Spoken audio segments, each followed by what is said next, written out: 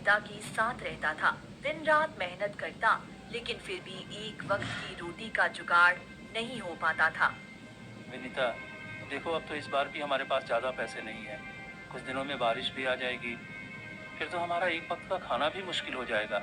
हाँ जी, हर बार यही होता है, ना ढंग से खाना मिलता है और ना ही पैसे का इंतजाम हो पाता है। लेकिन ये कब तक चलेगा? हमें इस बार कुछ इंतजाम करना ही पड़ेगा, नहीं तो अब हमारा बच्चा भी आने वाला है। उसकी परवरिश कौन करेगा? कैसे होगी उसकी परवरिश? तुम ठीक कह रही हो। मैं आज ही गांव जाकर सेठ के यहाँ देखता हूँ, शायद वो हमें कोई काम दे दें। ठीक है, पर ध्यान से जाना। फिर लखन घर से निकल पड़ा। कई घंटे की यात्रा के बाद वो सेठ की हवेली पहुंच जाता है। अरे तो कौन है और यहाँ क्या कर रहा है? सेठ जी, मुझे काम चाहिए। मैं मेहनत और ईमानदारी से काम करूंगा, आपको कोई शिकायत का मौका नहीं दूंगा। सोच ले, मेरे यहाँ गलती हुई तो कीमत बहुत भारी चुकानी होगी।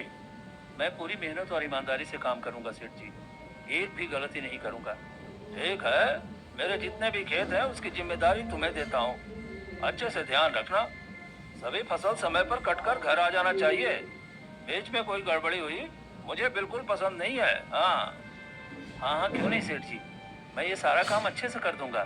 फिर लखन दिन रात मेहनत करने लगा, पूरी ईमानदारी से काम करता रहता, जिससे सेठ भी बहुत खुश होने लगा है।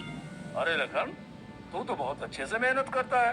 तुम्हारी मेहनत देखकर मैं बहुत खुश हूँ। आपका बहुत बहुत धन्यवाद सेठ जी, आप मेरी मेहनत से खुश हैं। दूर खड़ा अरुण ये सब देखकर जल रहा था। आज तक सेठ ने मेरी कभी तारीफ नहीं की। मैं भी इतनी मेहनत करता हूँ, लेकिन ये दो कौड़ी का लखन इतनी तारीफ पा रहा है। मुझे कुछ करना होगा ताकि ये लखन खुद ही यहाँ से चला जाए। एक दिन लखन बीज लेकर कीमती है, अगर ये अच्छे से उगे तो देखो सेठ मुझे क्या देते हैं। लखन मुस्कुराते हुए बीज खेतों में बोता है और वहाँ से निकल जाता है। तभी पीछे से अरुण आता है। अच्छा, तो इसने बीज बो दिया। अब मैं एक दवा डालूंगा जिससे ये फसल कभी नहीं उगेगी और फिर इसका परिणाम लखन को भुगतना पड़ेगा। अरुण दवा लेकर पूरे खेतों में छिड़क देता है। कई दिन बीतते हैं, लेकिन खेत में कोई फसल नहीं आती। अरे एक भी फसल क्यों नहीं आई? मैंने पूरे 400 सोने के सिक्के का बीज लाकर लखन को ये काम दिया था। सेठ जी, आपको नहीं पता, लखन ने सारे बीज बेच दिए। क्या कह रहे हो? हाँ, मैं ये सब होते हुए देखा था। मैंने कहा भी तो उसने कहा कि तुम मेरा कुछ नहीं बिगाड़ सकते हो। सेठ गुस्से में आग बबूला हो जाता है। तभी लखन भी वहाँ आ जाता है। ए क्या, तूने मेरे खेत में बीज डाले थे या नहीं? हाँ सेठ जी, मैंने बहुत सारे बीज डाले थे। तूने सारे बीज बेच दिए और मुझसे कह रहा है कि सेठ जी मेरी बातों पर यकीन कीजिए, मैंने ऐसा कुछ नहीं किया। मुझे छोड़ दीजिए सेठ जी, मुझे मत मारिए। लखन चीखता रहा, लेकिन सेठ उसे मारते मारते बुरी तरह घायल कर देता है। अंत में लखन अपनी आखिरी सांसें गिनते हुए गिर पड़ा। लगता है मर गया। चलो इसके शरीर को इसके घर ले जाकर इसकी पत्नी को दे दें। अरुण शव विनीता की झोपड़ी के पास रख देता है। तुम लोग यहाँ गद्दारी की थी, इसलिए सेठ ने इसे जान से मार दिया। फिर अरुण वहाँ से चला जाता है। क्या हो गया? आप मुझे छोड़कर नहीं जा सकते।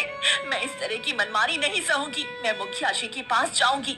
मुखिया जी जरूर मेरा साथ देंगी। फिर विनीता रोती हुई मुखिया के पास जाती है और दरवाजा मेरा दरवाजा क्यों पीट? सेठ ने मेरे पति को जान से मार दिया और उसे मार मार कर मेरे घर के सामने अपने नौकरों से फेंकवा दिया। मुझे इंसाफ चाहिए। आप सेठ को सजा दीजिए। हमारे गांव में इतना बड़ा अपराध हुआ है? हाँ मुखिया जी, मुझे इंसाफ चाहिए। वह पैसे वाला है तो क्या इसका मतलब ये नहीं है कि वह गरीबों की जान की कोई कीमत ही नहीं समझेगा? ठीक है, मैं जाकर अभी सेठ से बात करता हूँ। तुम तब तक अपने पति का अंतिम संस्कार कर दो। नहीं, जब तक मुझे इंसाफ नहीं मिलेगा मैं अपने पति की अंतिम संस्कार को नहीं करूंगी। मुझे थोड़ा वक्त दो, मैं अभी सेठ से बात करके आता हूँ। फिर मुखिया वहाँ से निकल पड़ता है और सेठ के घर पहुँचता है। मुखिया, तो यहाँ कैसे आया? विनीता कह रही थी कि उसके पति को सेठ जी ने मार दिया है। पूरे गांव में वो शोर मचा रही है। अरे तू तो जानता है कि मुझे गुस्सा बर्दाश्त नहीं होता। जो भी मेरे साथ गलत करता है उसे मैं जिंदा नहीं छोड़ता। इस मामले को आगे तक ले जाने की जरूरत नहीं है। और वो पूरे गांव में हंगामा कर रही है। ये बात बहाने वाली नहीं है। सेठ घर के अंदर जाकर एक छोटी थैली से सोने के सिक्के लेकर मुखिया के हाथ में रख देता है। ये ले जा और ये मामला यहीं पर दबा दे। ठीक है सेठ जी, आपने कह दिया तो समझ लो ये मामला यहीं पे दब गया। अब इससे किसी का कोई मतलब नहीं है। सेठ सिक्के लेकर विनीत के घर आ जाता है। क्या हुआ मुखिया जी, सच में मेरे पति को आपने मारा? नहीं विनीता, तुम्हारे पति को उसने नहीं मारा, बल्कि गिरने की वजह से उसकी मौत हुई है। इसलिए जाओ और इसका अंतिम संस्कार कर दो। नहीं, मैं सच बोल रही हूँ, सेठ ने मेरे पति को मारा था। देखो मैं इस गांव का मुखिया हूँ और मेरा फैसला यही है। अब अपने पति का अंतिम संस्कार कर दो और इस मामले को यहीं भूल जाओ। फिर मुखिया वहाँ से